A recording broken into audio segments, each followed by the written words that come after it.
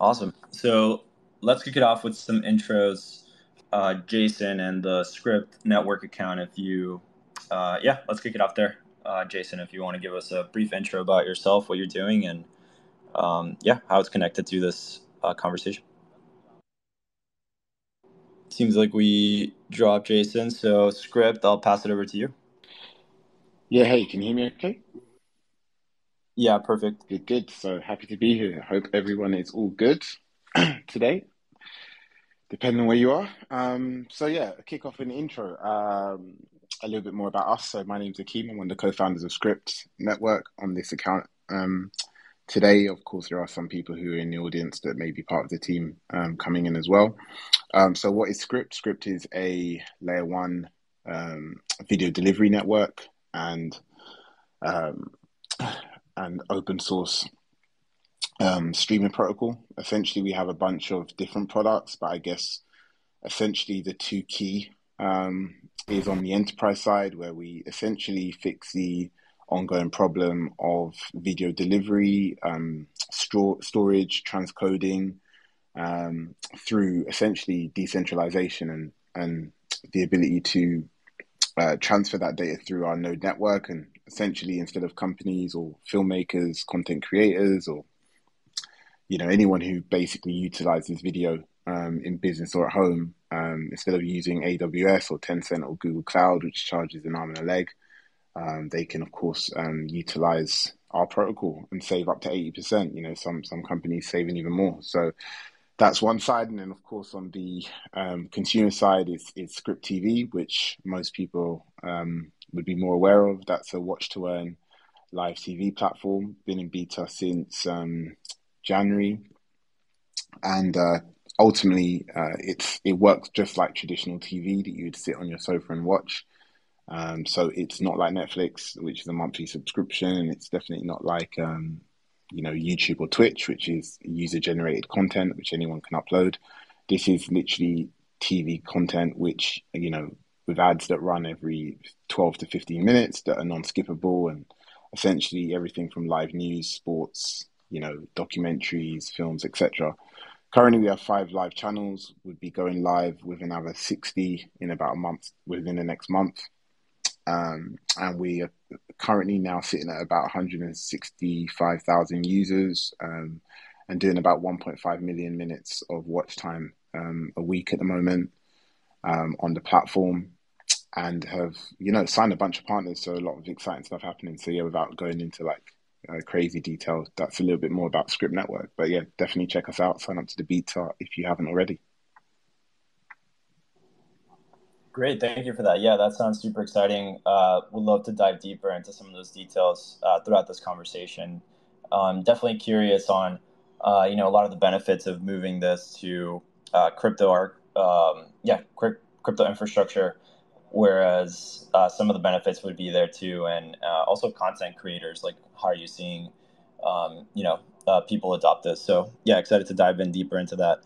I see we have the folks from Towne Square as well here, so please come on and give a brief intro about yourself, and yeah, we'll take it from there.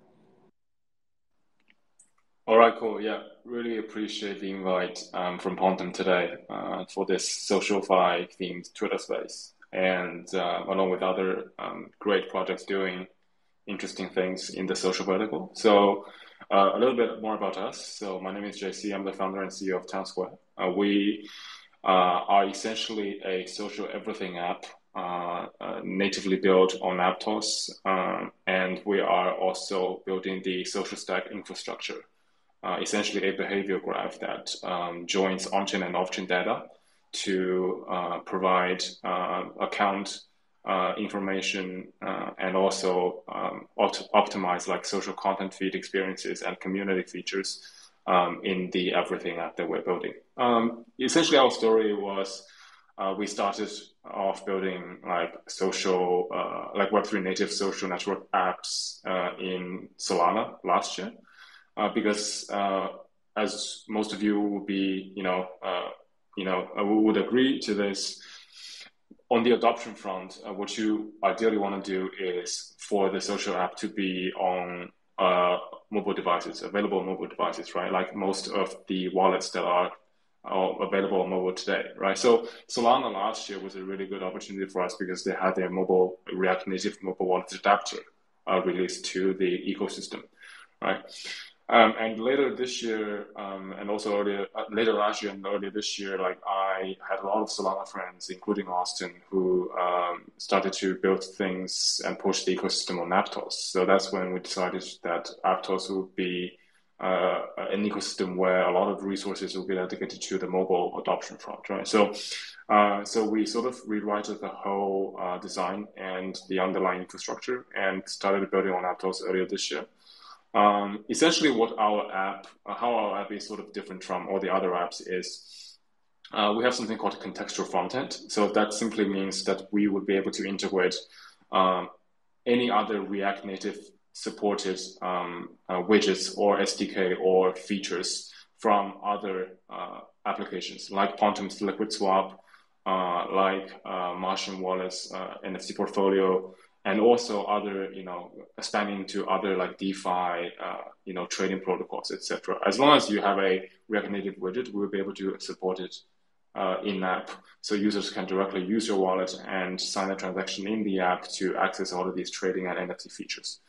So this kind of like everything concept is really interesting to Web3 audience because in Web3, your account is inherently a wallet account. So you don't really need to silo, right? You don't silo your financial activity from your social activity in Web3 because your account has all of the existing wallet features. So for us, building like Web3 social is more about having the set of features where you're able to bridge your social life with your financial life in one singular experience. And that's essentially our thesis behind it. So we released our waitlist sign up about a month ago, a little bit more than a month ago. And now we have about 40K signups in total. And we're going to do like a couple of more product pushes before we release the MVP on mainnet at the end of this year in December.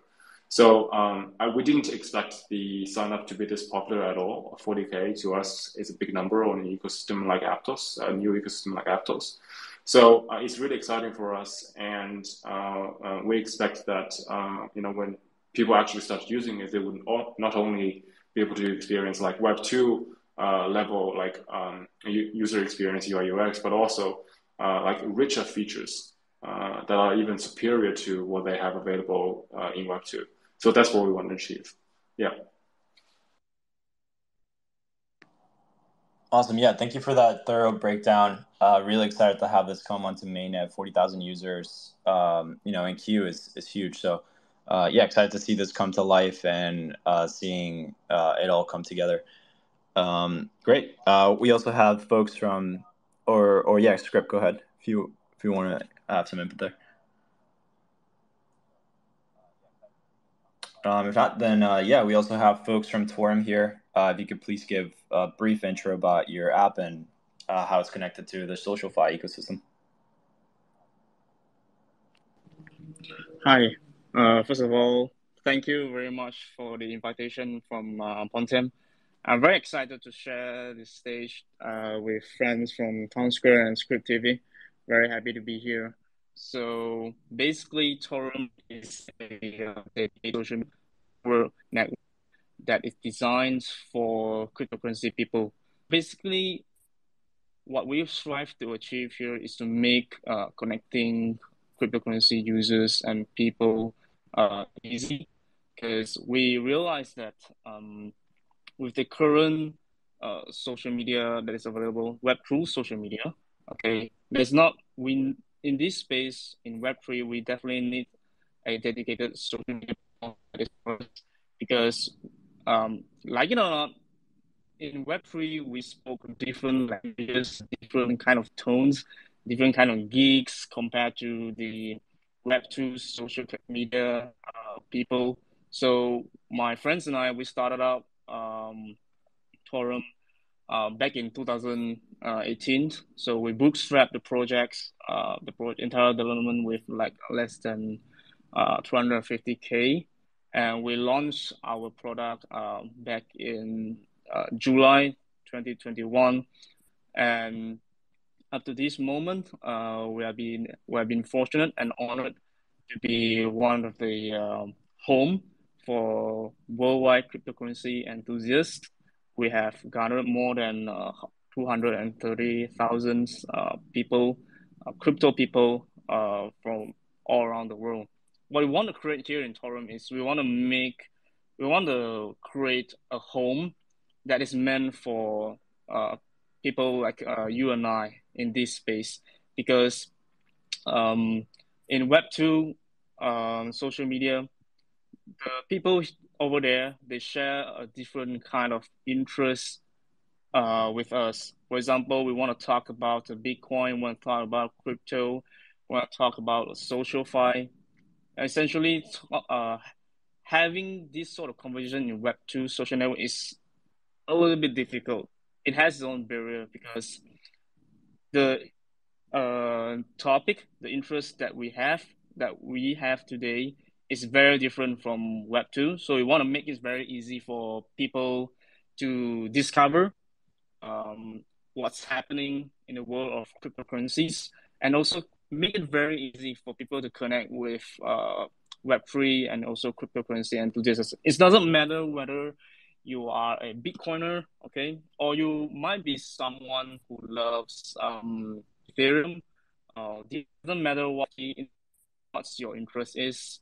We want to create a safe and diverse, interconnected social media platform for the cryptocurrency people to connect with one another and also engage in crypto-centric, Web3-centric topics and conversations. Thank you. Awesome. Yeah, thank you for that intro. It's great to hear that you've been in the space for so long, and good to see the traction that you're getting. On the point of bringing people together, I think one benefit that I see of this infrastructure, crypto infrastructure, is that you don't have to be siloed, although there is silos across these different blockchains, but that could also be fixed. But you don't have to be siloed across these different social media apps. So, in traditional Web 2, you have X, Facebook, YouTube, etc. Yeah, I'm kind of curious to hear from the speakers your perspective on, some of the advantages that crypto brings. Are we going to get rid of these silos? Are these different front ends that, ultimately will allow people to still connect or bring, their followers or interactions from one social media app to the other? Yeah, kind of curious to hear people's perspectives there. Yeah, cool. I mean, I think that's a great question. It would be great to hear what everyone else thinks, but I think what we're seeing now is kind of like the new way social is being consumed. It's like, I think over the last 10 to 15 years, it's kind of like, okay, well, I'm either on Snapchat or I'm on YouTube or I'm on Twitter or I'm on Instagram, and they're all almost separate entities in themselves. And I think what crypto's doing, and obviously what blockchain technologies and done through interoperability, through ultimately being on multiple chains at once, is the ease of actually almost being, I guess, in a Web2 view of it, being on multiple different platforms at the same time.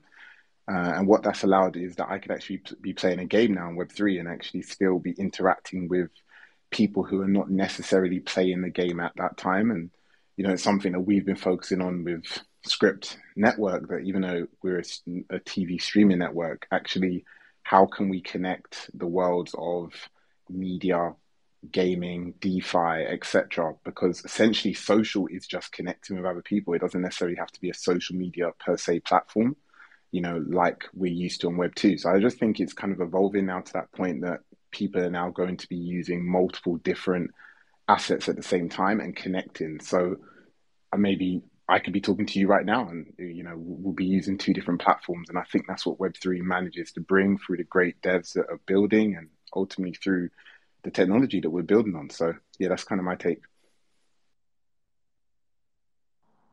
Definitely, that makes sense.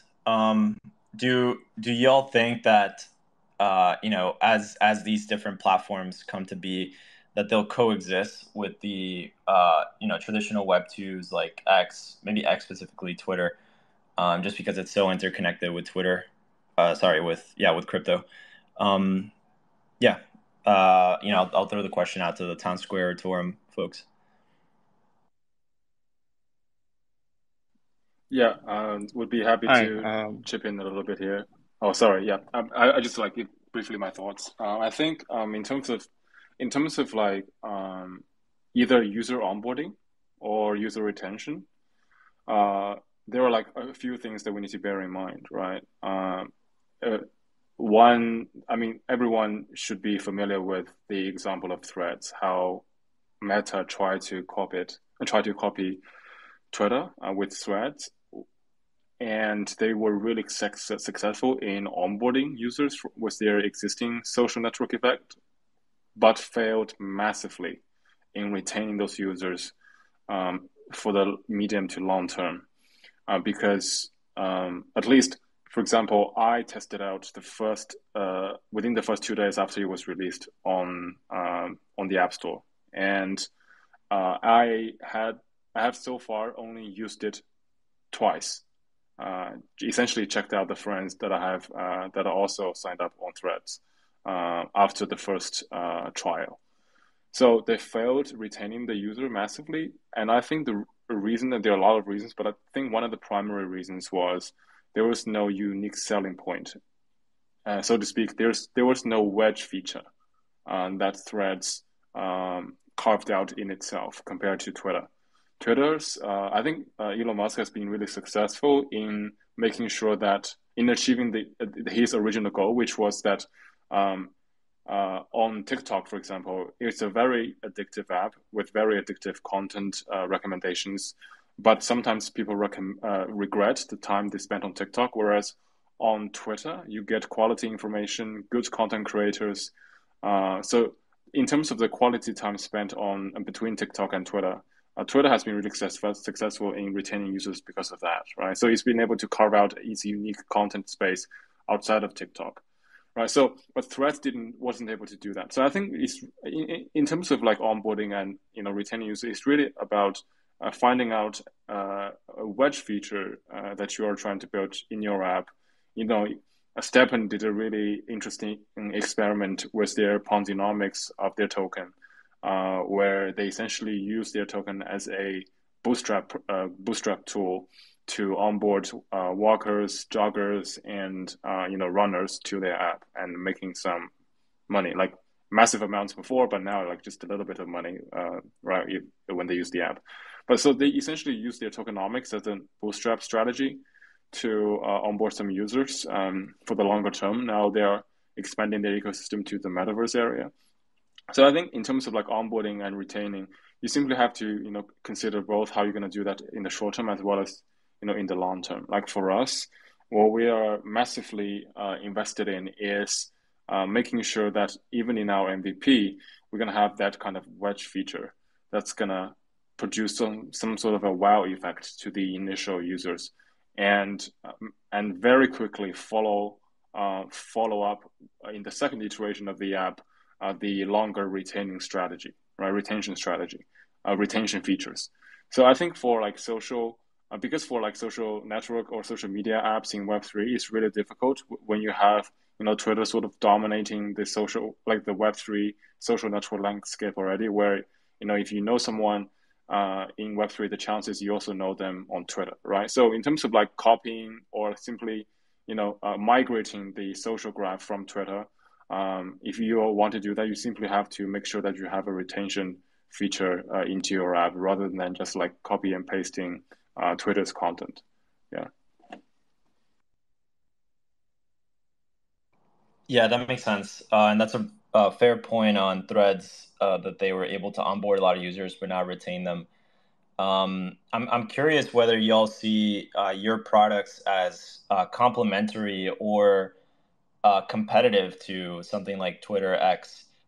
So, for example, I see that this friend tech product, you're able to log in with your X or Twitter, and then that shows you your friends on Twitter that you can subscribe to, buy shares from, etc.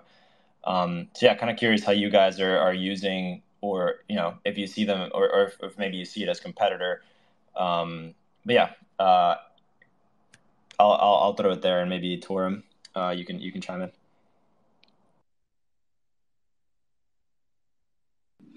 I don't necessarily see front tech as a competitor because of our difference in how we approach the SocialFi concept. So with Torum, um, we want to build a social media platform dedicated for cryptocurrency people, whereas with front tech, it's actually a concept that gives people KOLs, influencers to leverage on their social interactions and followers, reputation, trust, basically monetizing it. So I think it's a different kind of approach to attract people, to build that network out.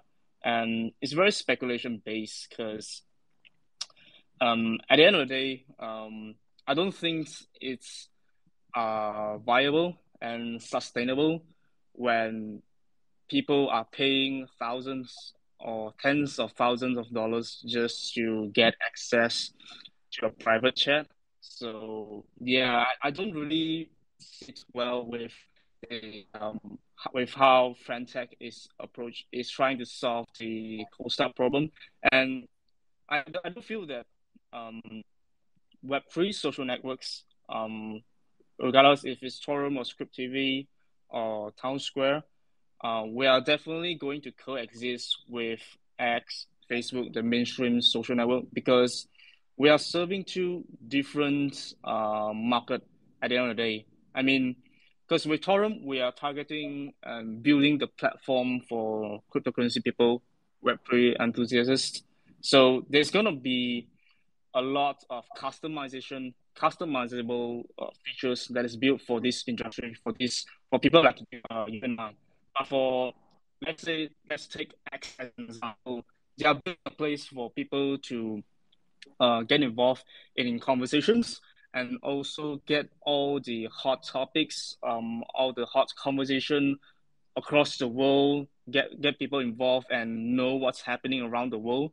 So you see, the purpose of the social networks itself sets the difference between Web3 social fi app and also the Web2 social networks. So I think that this is a very clear differentiation in terms of our product positionings and also how we view the market and tackled the market base as of now.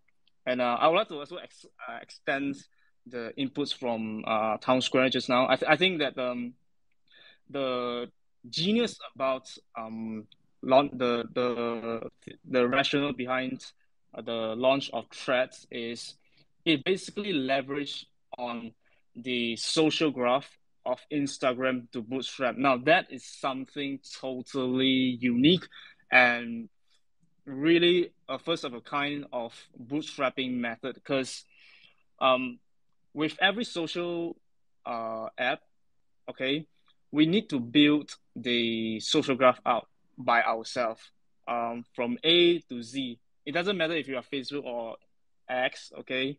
If we go back to the early days, they need to build that network out, okay, and they do it with all sorts of different kind of way.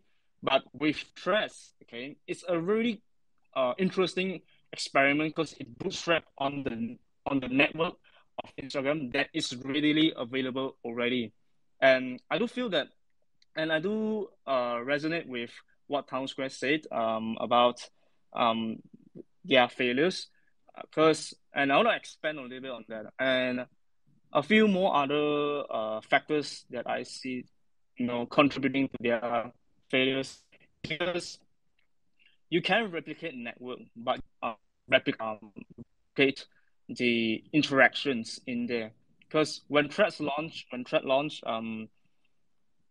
there's not really there's a lot of mass onboarding people onto the platform itself, but let's think about it. Our friends or families are not really on there. So what we see here in Threads is you can scale and build that network out really super fast by replicating it. But if there is no close, authentic engagement, interactions, connections between the people inside that network, then that network is not really strong. Although it's big, but it's definitely not strong. And that is what happened with Threads right now, where we see these networks, okay, across the platform. It's slowly crumbling. Okay, but I think that it's a very interesting thing, and it does provide some insights to SocialFi entrepreneurs and also product managers. No matter if we are in a Web2 or Web3 space, it gives us the lesson that replicating networks is definitely not the way of how a social product, achieve product market fit. Thank you. Yeah, definitely a fair point on friend tech. It doesn't seem super sustainable. I joke that I couldn't afford any friends on friend tech, but on Threads as well. Yeah, we're seeing that unless you actually have a good value proposition, as Town Square was saying, people can adopt it and you can bootstrap that with Instagram. But if people aren't actually using the app to post, kind of like the supply of content isn't there. And yeah, I'm wondering whether you see, so not the new Web3 apps coming out, but the traditional ones like Twitter or X, do you see those as competitive or as complementary? Like it seems like this bootstrapping mechanism for the social network from X is being used by some of these. So just kind of curious how y'all are thinking about it. And yeah, Town Square, feel free to chime in also on previous combos. But yeah, go ahead.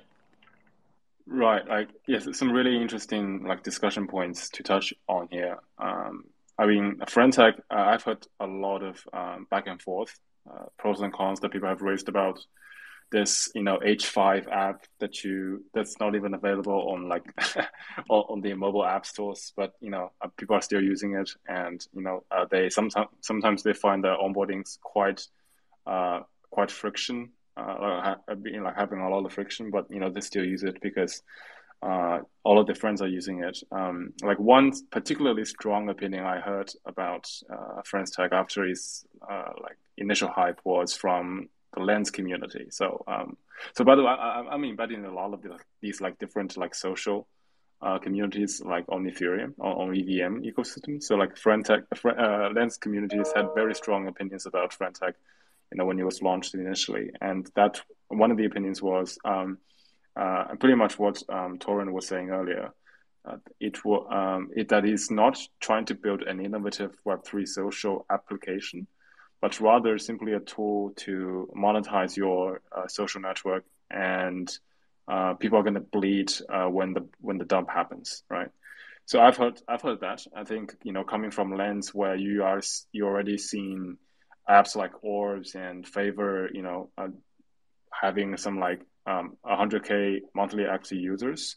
That's kind of fair because they are massively innovative on the social graph on the database level, whereas you don't see that kind of infrastructural innovation in the example of Friends Tech. Whereas more so Friends Tech is innovating on the business model side of things, with its protocol fees, right? So I think that's really fair criticism from the Lens community.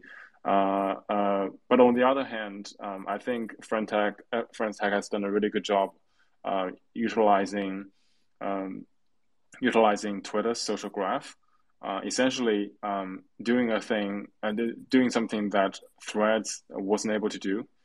Threads, like Torum was saying, Threads utilized the social graph from Facebook, and Friend Tech utilized the social graph from Twitter, but Threads failed in retaining users. Whereas if you look at the top 100 influencers on top 100 users on Friend Tech, from 2 months ago, they're still here now, right?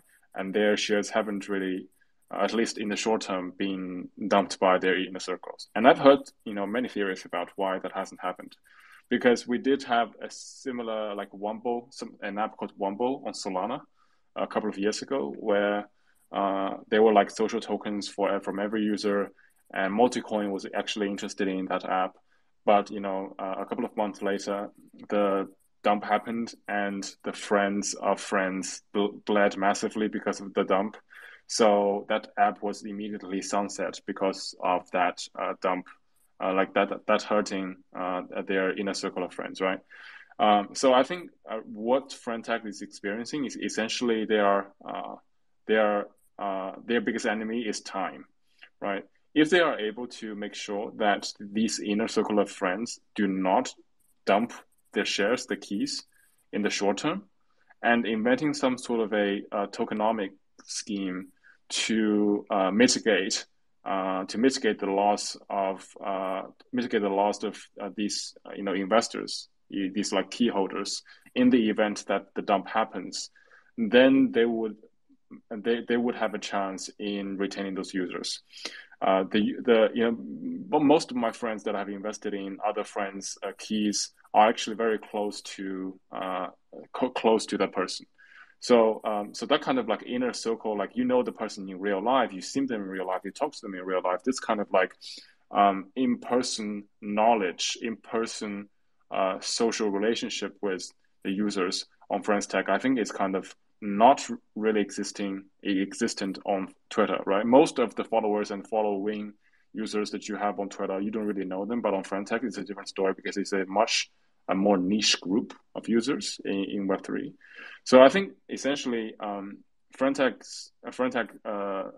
team is engaged in the race of time. So it's very plausible that the dump is going to happen, but until then, I think if I were them, I would be massively focused on designing tokenomics scheme that prevent massive user loss of value in case when the dump happens, right? But going back to the thread story, yeah, what Friendtech has been able to achieve is to retain these users, right? Whereas the threads that haven't been able to do that because they are not complementing Twitter. They are competing with Twitter. So I think a good strategy for Web3 native social applications is to not directly compete with Twitter, but to find some niche markets and go to market, find the product market fit outside of the content flywheel that Twitter has already been able to amass over the years. So what we're doing at Towne Square, for example, is we are finding sort of a niche market outside of the pure content creation model on Twitter, whereas we're providing a marketplace of not just text content, but like financial content, where we are embedding all of these like features, not just for like that the users will be able to read, but directly interact with on a wallet level, right? Exactly how that works, you guys will be able to see it in person once the MVP is live. I know you could fail, you could go really well, but we plan to iterate very fast based on the immediate user feedback. But I think on broad strokes of things, and I've talked to Aptos Labs, Avery about this as well, is not necessarily to compete with them, but to find a niche market where you are able to identify product market fit with the, just the initial small group of users and then expand from there, while making sure that you are able to make some revenue in the process.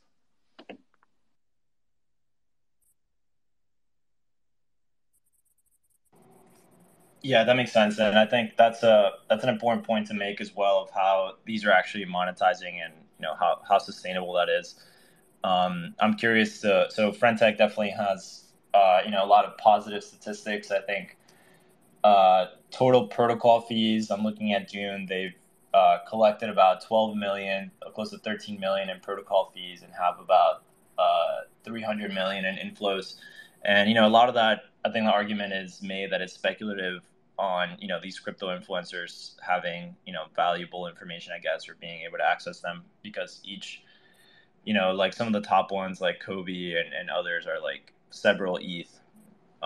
So it's kind of seems to me like very speculative. I'm not sure what they're posting in there, but I don't know if access to them is worth $3,000, $4,000, $5,000. But it is interesting that it is at least short term bringing in this value, and we'll see how sustainable it is. But yeah, kind of curious to hear, from you all, the business models that you think would be sustainable here. Maybe share a little bit about your own business models, and what other ones could be. Yeah, sure. I'll just go ahead. Yeah, great question. I think Friendtech's obviously a really interesting model, which many people obviously has a bunch of faults now and copies, as there always is.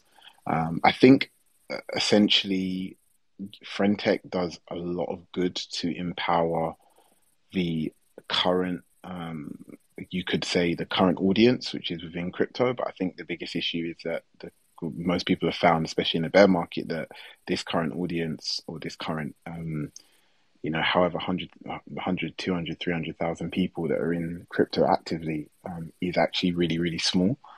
And actually, the end game is definitely to go way beyond, people, your people who are currently using crypto on a day-to-day basis. The aim is that your sister, my mum, someone's auntie who's never ever gone anywhere near crypto will obviously start using products or apps that has transcended the space and gone now beyond kind of like just being a crypto or blockchain company. So really, that kind of goes in line with our focus and our mission. We have added a lot of social tools which we continue to build out, but it's all focused across making it as simple as possible, jargon free as possible, making it so it's kind of like, seamless, that people can't really even tell that they are going into a social experience. Because I think sometimes when you put too much pressure on, okay, this is an alternative to X or this is an alternative to Instagram, people will inadvertently start comparing it. Oh, this platform hasn't got 300 million users like Instagram has, so or this hasn't got all of my followers, and people will actually start looking at those factors rather than actually the benefits of that new platform. So for us, what we're really focusing on, obviously, we're not a social first platform. It's part of our entire ecosystem, but it's really important through live chats and through DMs and through the way that we'll be building out the content clubs is to actually offer, like I believe Torum or Towne Square said, an experience that's different. That's what's really important. But actually, let's be honest, a scalable experience, an experience that won't be used by only 150 people in the space. And there's all too many protocols at the moment that is actually built for that. It's just built for a very small group of people, which ultimately buys and sells from each other and talks to each other on a day-to-day basis. CT, which obviously for anyone who's not aware of crypto Twitter, is actually really small. There's actually not that many people who's in the space, but it seems like there always is because everyone talks every day. So it's really important that we kind of go beyond that and kind of focus on growing it to, the 10, 20, 50, 100 million user count. To do that, it means we just need to go beyond crypto. We need to make it easy. And I have to say, for what it's worth, as much as I just said Friendtech is for, crypto natives, they did make it really simple to actually, use the app outside of needing to use MetaMask or needing to, on a day-to-day basis, to sign in and to ultimately use the app. They made it very, very seamless in that sense. And I think that's a lot that people and companies can kind of learn from over the next couple of weeks and obviously into the next potential run next year.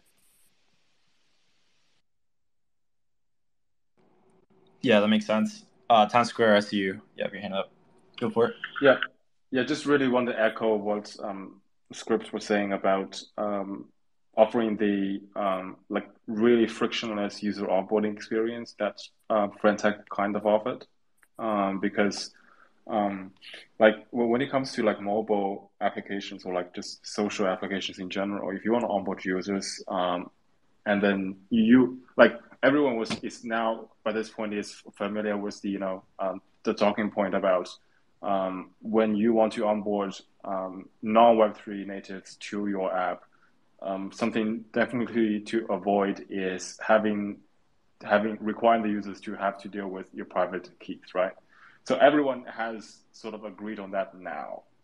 Whereas 2 years ago, that was still like a main point of discussion in terms of like what's the kind of like frictionless onboarding UI UX that we want to do, right? So we are making progress, right? Although very slowly. So at this point, I think really in terms of offering that seamless onboarding experience so that we can onboard more users that are not familiar with, private keys or do not want to deal with private keys, is sort of to have like social logins, magic link, particle network, or like Web3 auth, like for these for non-Web3 users, and for Web3 users also, you would want to make sure that when you are onboarding them to a social network app, the best thing to do is not requiring them to create another wallet, but to capitalizing on their existing wallets where they already have assets and data history on chain, etc. Right?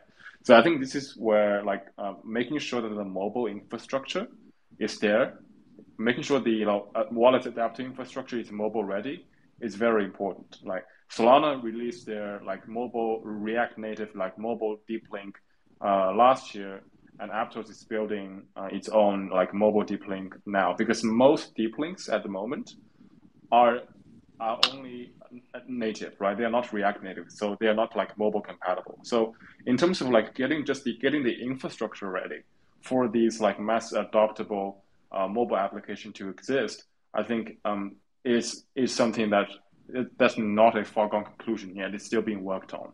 So I think I was actually engaged in this like mobile deep link topic a lot with the Ponton team because we wanted to integrate their like liquid swap widget very badly, but it's only available on the WebView browser. So so with the mobile deep link, React Native deep link, users on applications on others like social networks will be able to access these like DEX swap features or whatever other trading features very seamlessly without having to hop between the app and the WebView browser.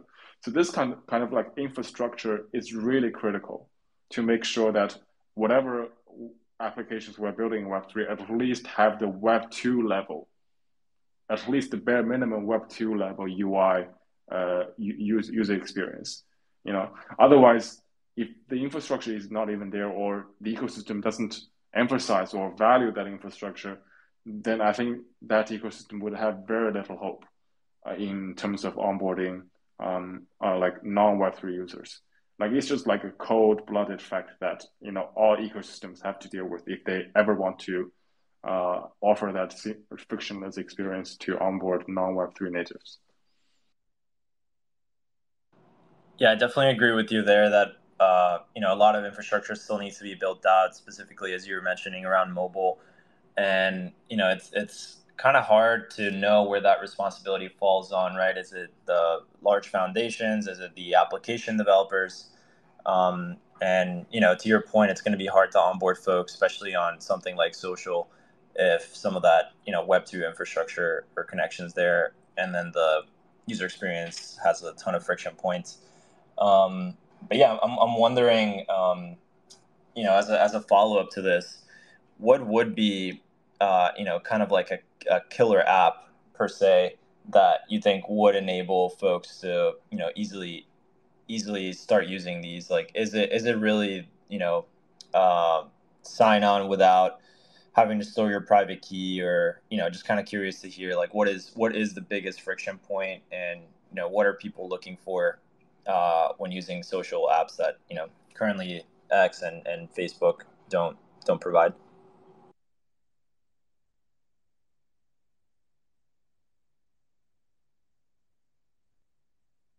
Maybe throw this to Torum.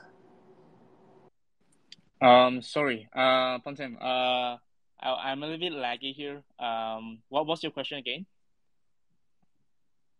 Yeah, what is currently missing from the Web3 social apps that make it difficult to onboard people? Like what if you have a magic wand, could wave it? What solution do you think would enable just millions of people to start using these applications? I see. Okay.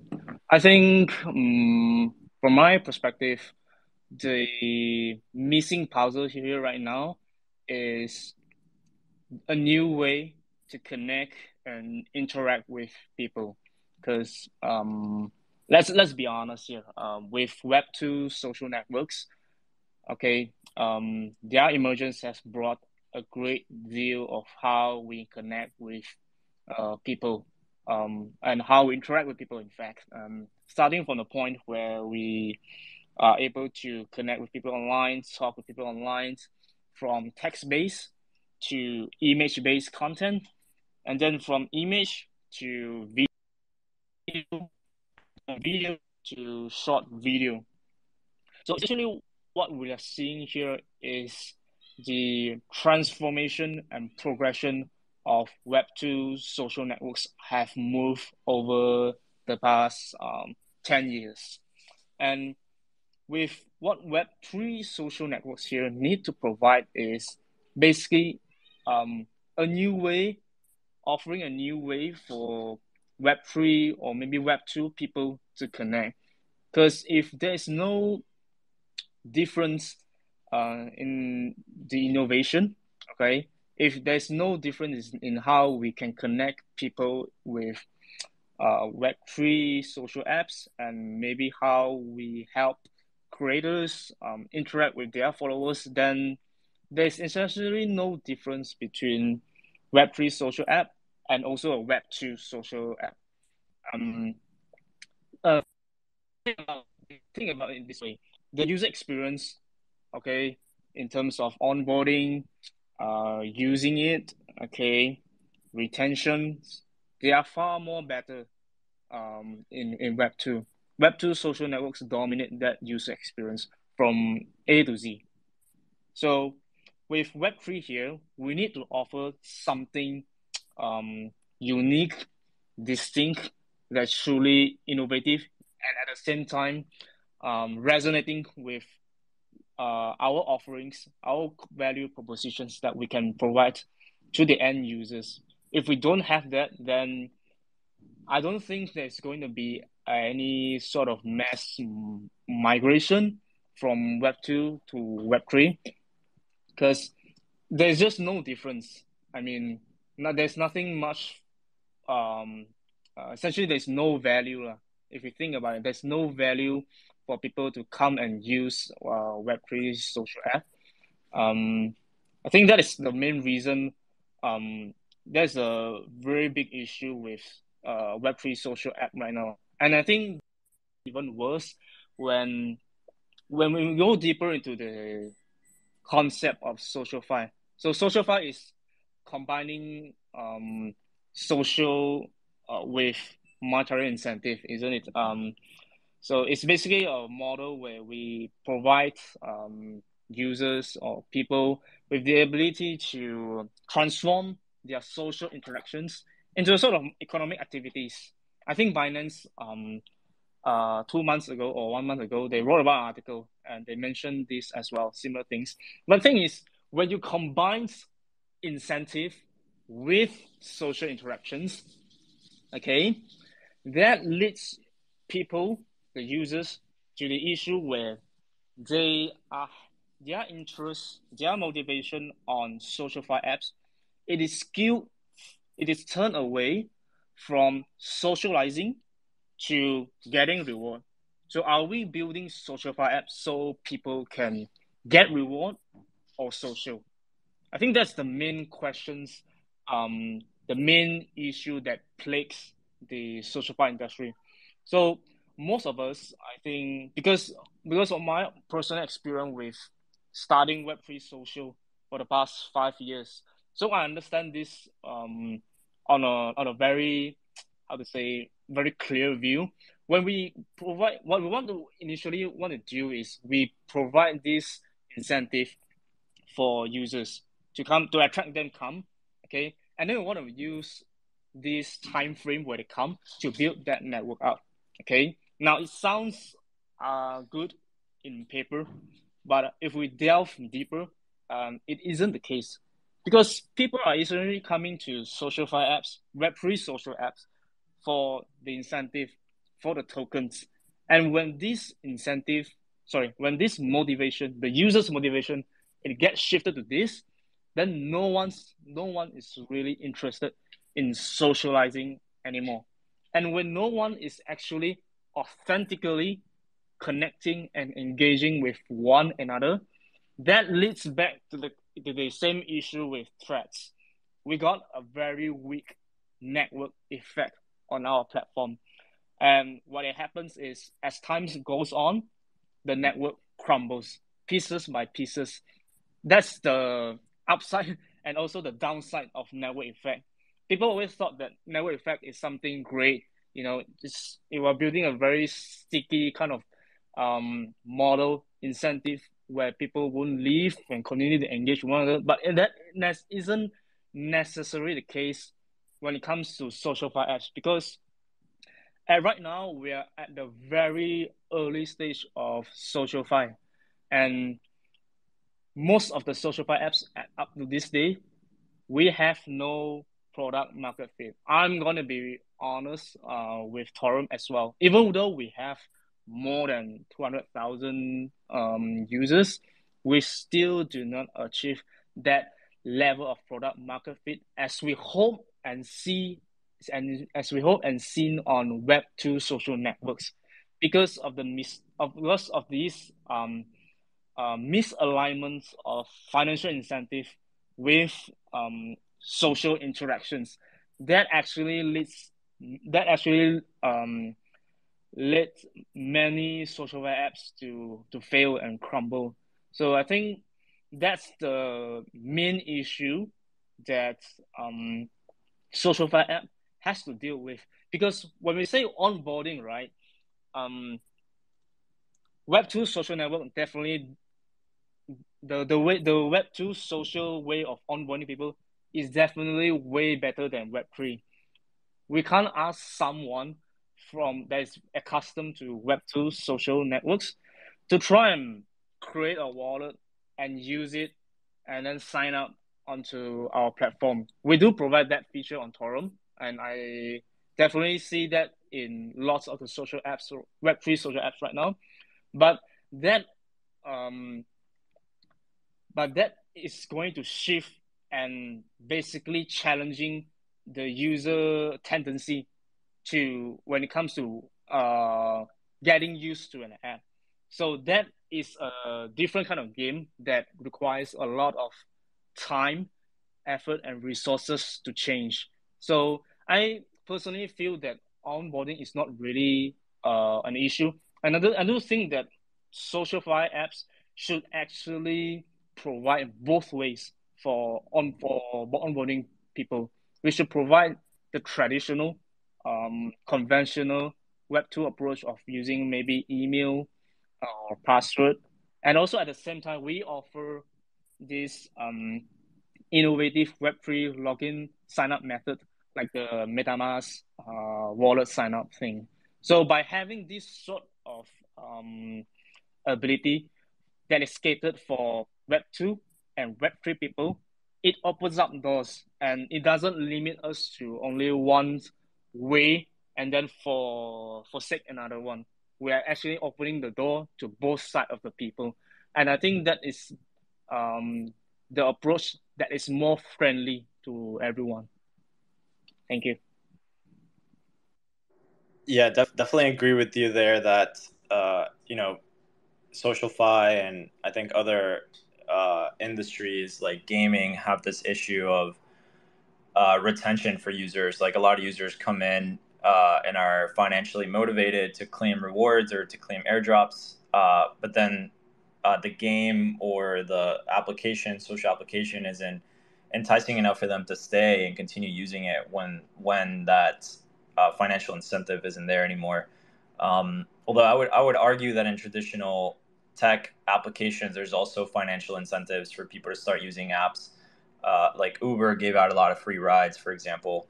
And it's a function, I think, of how much value the product is bringing, and if it's whether it's a crypto product or not, is a little bit more relevant.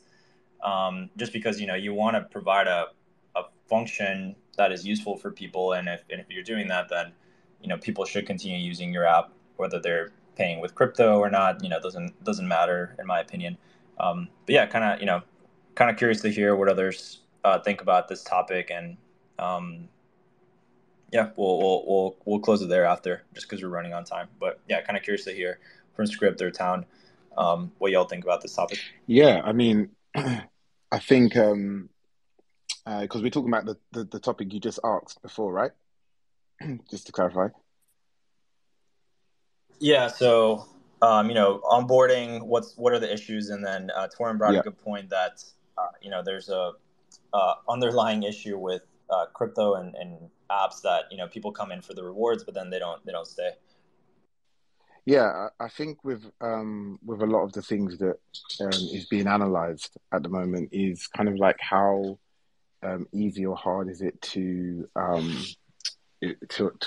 work out a construct between how do I use this platform every day without actually needing to, sign in or sign up to apps that I don't understand. And I think, at the moment, we have a bunch of different apps that we obviously all use, which is like wallets or ways to sign in our own way. But in reality, in Web2, that is kind of like not the case. You don't need to understand a new wallet. You don't need to understand a new way of kind of like essentially getting into your profile and actually chatting for the first time. It's very simple. It's Google. It's Google. It's sign in through X. It's sign in through Instagram, Facebook, whichever. So I think we basically, Web3 in general needs to kind of like, I don't know, jump on the coattails of the Web2 social audience, which is like over 3 billion people, and ultimately utilize the apps that already exist that people have signed in to use that as a sign-in method. For what we do, for example, is if someone wants to sign up or sign in, they don't have to use MetaMask, they don't have to use Temple Wallet, they don't have to use Trust Wallet to sign in. They can sign in and sign up through Google or through one of their social accounts. And actually, they can get rewarded still on their profile the same way that everyone else can. They can create an account, they can watch TV on different platforms. But it's only actually then when they want to change those points to tokens that they ultimately have to then go through the process of going on chain. And that is making it much more seamless, because by then the user will be sticky. They would be actually more, of course, used to the platform. They probably would understand a little bit more about crypto because they would have learned more because they're now part of the process. And we feel that way round is a little bit more less offensive, so to speak, less aggressive than the other way, which is kind of like 20 different pop-ups or 20 different things they have to learn before they even can create an account. So that's kind of like what I feel the onboarding process is really important to do. Make it so you go onto the website and within 5 to 10 seconds you're a user. And if it takes anything longer than, I think I think it was Snapchat, I can't remember who mentioned it, one of the CEOs, that anything more than like 16 seconds from when they load the site to becoming a user, if it's more complicated, if there's too many questions, asking your name, date of birth, if it's too many questions beyond 16 seconds, you've lost a huge percentage of users or potential users. So for us, it was really important to make it 1 click, 2 clicks maximum, and to continue that, as they grow. So obviously, super interested to see how that develops, and obviously, hopefully, adoption's going to grow where that isn't so much of a necessity. But I think for now, it's important to make it as easy as possible. Yeah, that makes sense, and definitely agree with using the existing social apps to onboard folks. We don't have to reinvent the wheel here. These social graphs exist. Let's give people features that they want to use that are crypto native that can just plug into the existing social graphs of these apps. And I think crypto, back to the one of the first questions or conversation topics, was it can be a link that ties everything together, right? You can have one identity that can cut across all these different social networks, because there's no there doesn't need to be one central database across these that connects them. You can do it separately.